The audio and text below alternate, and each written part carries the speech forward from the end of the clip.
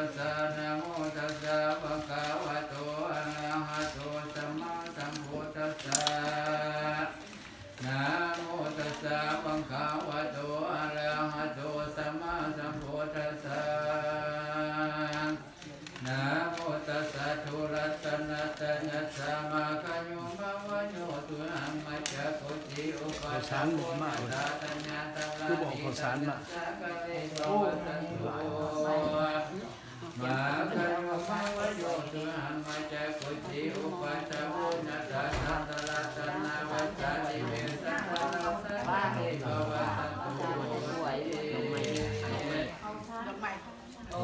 สัตตะโพธุระสัพพุริสานังมาโมติอุปาทานบุญอันว่าความมักปีจะไงอันใดอันหนึ่งก็จะได้บางสิ่งแก่ทานนั้น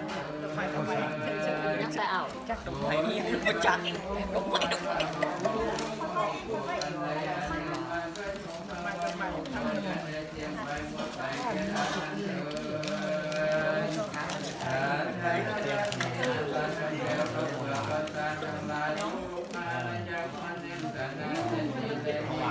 เตรียมคนก็ท่องเที่ยวขอเปลือกขอสารทั้งหลายนั้นก็จงใจยังใจระดับทุก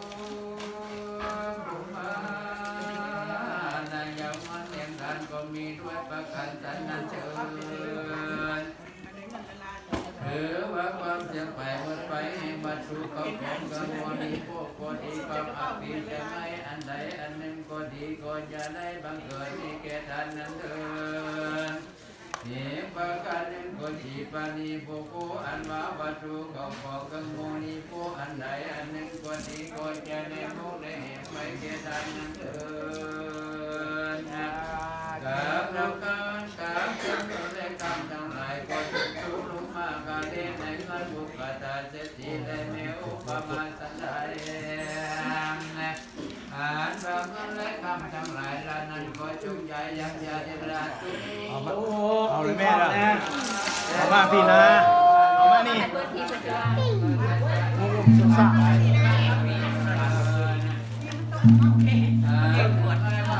ปุ๊บบ่อนี่ปุ๊บบ่อ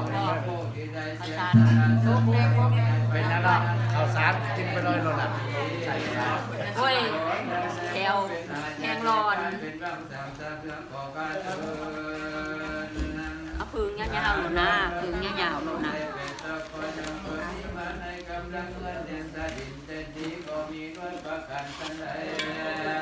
อ่านบางเงินและคำนั้นเป็นกองทัพผู้ชนหน่อยก็จงบังเกิดมีเกียรติและประการสันนั้นเถิ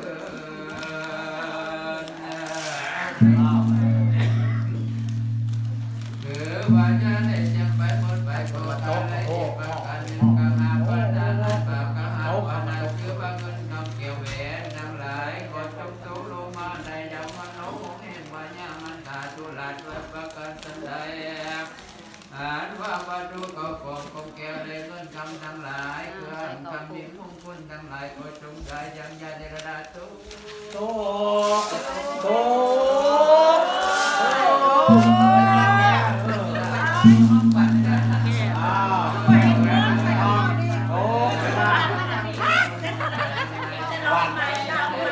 ได้วานทางนี้ค่ะ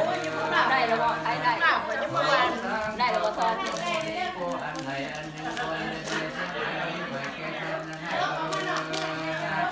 สาปัตนานิอันว่าสัตตุบันเขาของทั้งหมดคนทุกมาเคยได้มาแต่สีและมีไว้ประการสันใด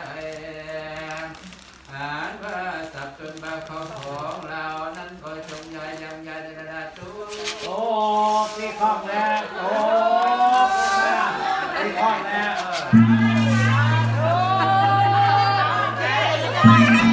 ได้แต่นี่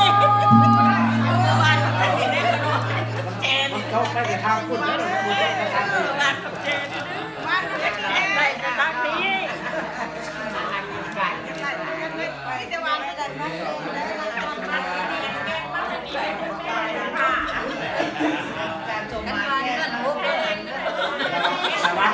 ค่อยแกง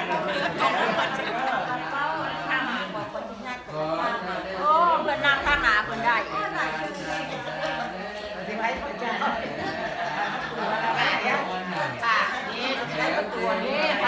ฟังในที่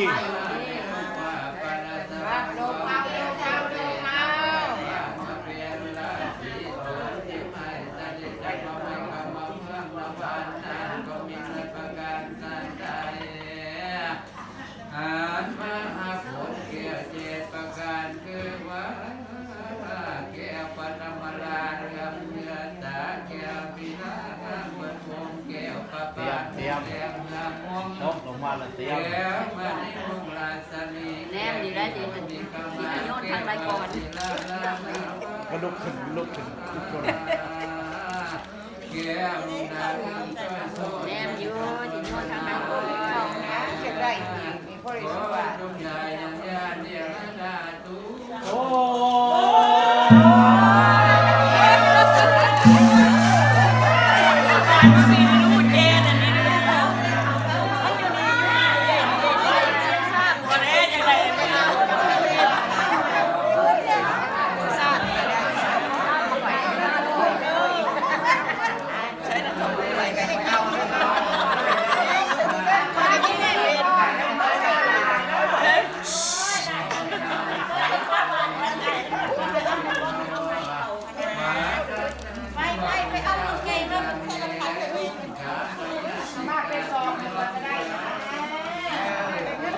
ยืนขึ้นมาเลยเที่ยวมาท้ายแล้ว เอาไปหาบ้านนี่เนาะ คุณไม่เท่าคุณไปเทิงคุณปล่อยลงมาปล่อยลงมา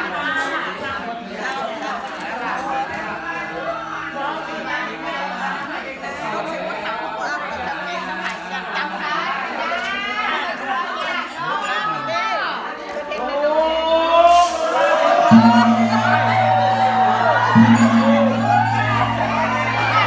้